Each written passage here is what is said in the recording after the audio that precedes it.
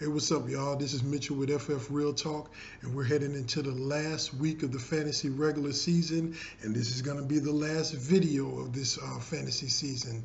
So for all of y'all that are heading into the playoffs, looking for the last week or week 13 or whatever to clinch your playoff or whatever, good luck to you. Congratulations to you and all those that haven't.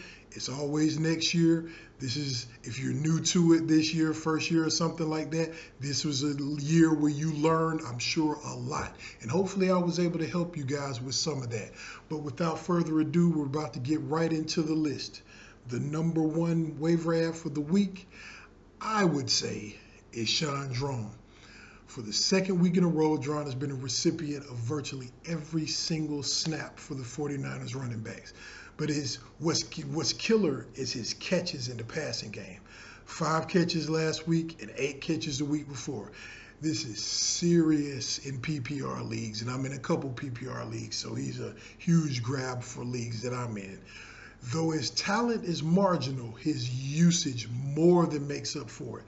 So, and everybody needs running back. Everybody has a player that they can cut for somebody who's producing. The San Francisco 49ers don't have a lot of anything right now. If it isn't Anquan Boldin, it's going to be Draughn. So you want to grab him ASAP. There's somebody on your bench, you can cut him, that Shaun Draughn would be better to replace. Number 2, Tyrod Taylor. Well, after last week's game, I thought at best he would just play very marginal by his injury or whatever, but he's presumably healthy after that Monday night scare, and it was evident in him having virtually his best game of his career so far. Nearly 300 yards and 3 touchdowns with no picks. This guy has it all. Plus, he has some runs out there in with his feet, and he has a decent fantasy playoff schedule. That's the most important thing. If you don't have a backup quarterback right now and you're playoff bound, you want to grab this guy. I mean, right now with his schedule, it's numerous people that I would rather play him than the starting quarterback that I have. So definitely take a look at him, take a look at the schedule, and you'll see how it's very favorable for him. Number 3, Brandon Bolden. Those who are familiar with him know that he has spurts of fantasy goodness here and there. But he, like James White, are part of a New England running back platoon that's all but useless in fantasy. But with New England's recent injuries, Belichick has no choice but to use everyone and anyone. So anyone in this situation can be the guy that goes off. And right now it's looking like Brandon Bolden is the next up. And like Draughn, Bolden is very effective in the passing game, having amassed 4 catches for 84 yards and a TD last week. Don't expect this all the time, but he's definitely worth a look. Number 4, Markus Wheaton. Those of y'all that know me, I've often talked about why you shouldn't own Wheaton, but it's never, ever been about his talent. It's always had to do with his usage. But if you've watched wide receivers in Pittsburgh during the Tomlin regime, you've seen players that just 1 minute they're a backup, the next minute they're a stud. I mean, at first you had Hines Ward, who he had been the stud for years, even back when Cowher was there. But then all of a sudden, Plaxico Burress comes out of nowhere. Then all of a sudden, Mike Wallace bubbled to the surface. Then Antonio Brown. Then next thing you know, Emmanuel Sanders. And then now last year, when Wheaton was supposed to be the next man up, Martavis Bryant took over. So when you have a game like Markus Wheaton had this past week, there's no way you can ignore him. Not just fantasy owners, teams, people, scouting report. You cannot ignore a guy like that. So that game where you get 9 catches and 200 yards and a touchdown, that's just nasty. So you don't want to expect anything like that from him, but I see him as a sneaky pickup for the rest of the season, if not just to see how he does over the upcoming weeks, to see where he'll be next year. But again, when you do something like that, expect there to be some numbers that's going to come from Markus Wheaton going forward this season.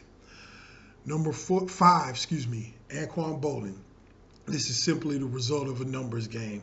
And San Francisco has no numbers.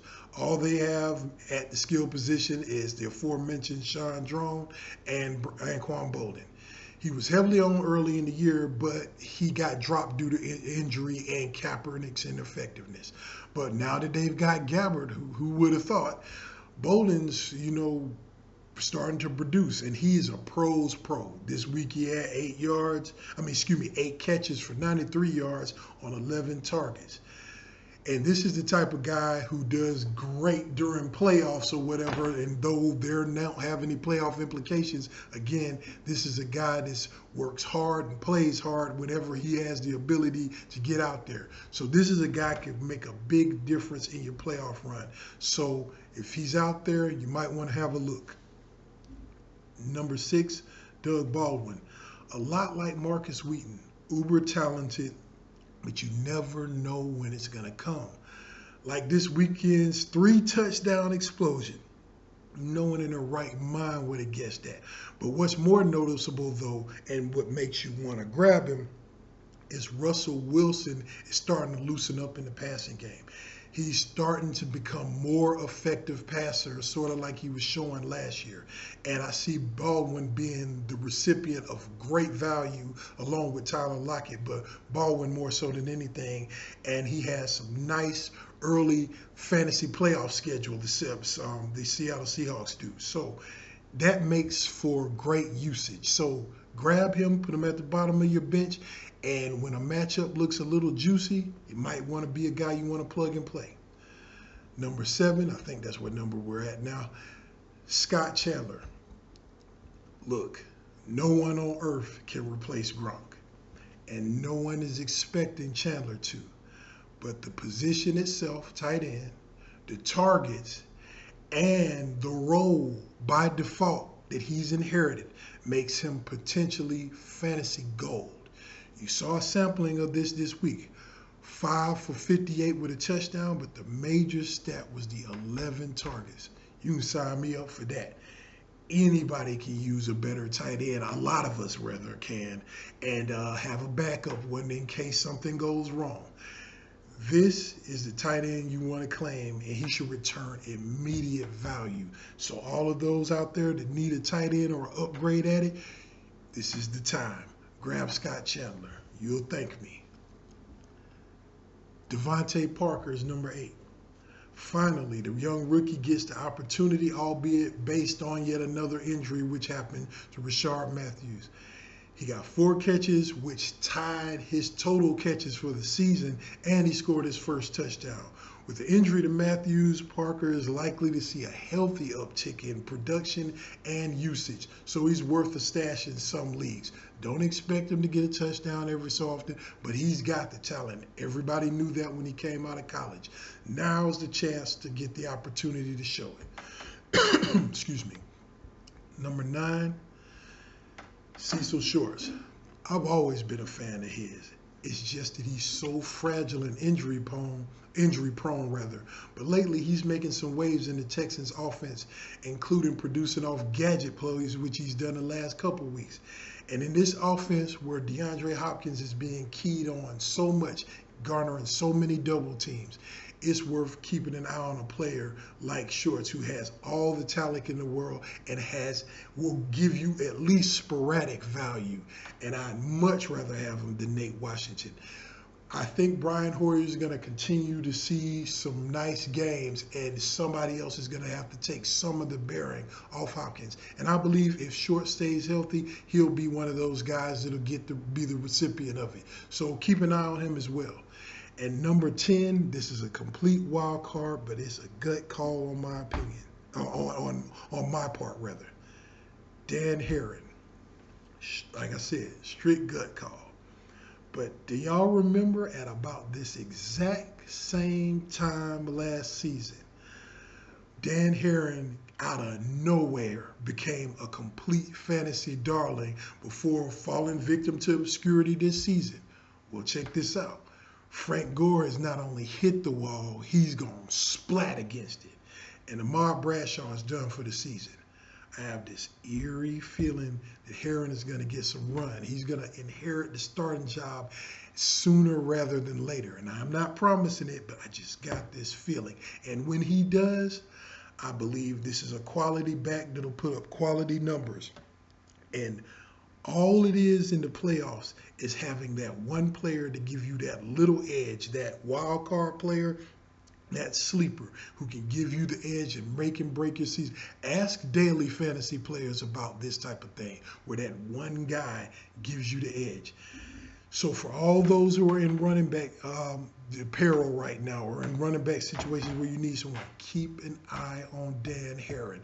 You don't necessarily have to roster him right this second, but keep an eye on what's going to happen after this recent signing of him and see if he gets some of the carries, because, again, Frank Gore is not looking good. So we'll just have to see what happens. But that's it for this week's edition, and that's it for this year's edition of Waiver Ads as it stands. We'll see if I do it next year. There's a lot of time constraints that happen going on with me right now, to why it's made it difficult for me to do these videos all season long. So we'll see if I come back next year. But again, it's been a great time helping y'all this season. If you got any questions, hit me up on Twitter. If you can ask any questions down here if you want some advice. Best place is Twitter, obviously. But again, for all those heading to the playoffs, good luck. For all those that are not, this is where you learn. It takes a while to get good at this, and good luck to you next year. So we'll see all of y'all later. Have a good one.